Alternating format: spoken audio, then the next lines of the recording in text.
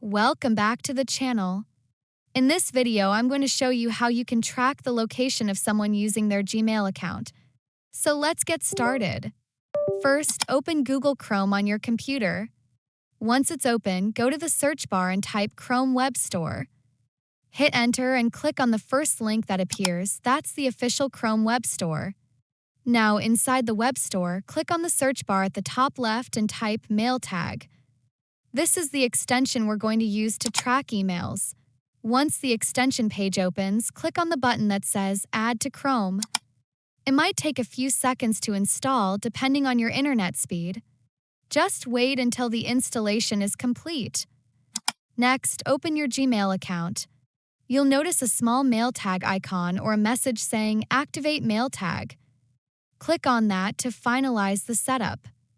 Once it's active, you'll be able to track your sent emails. You can see when the recipient opens your mail and sometimes even their location.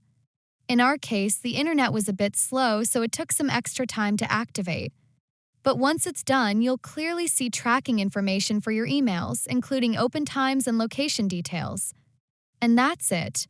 If you found this video helpful, don't forget to like, share, and subscribe for more useful tips like this.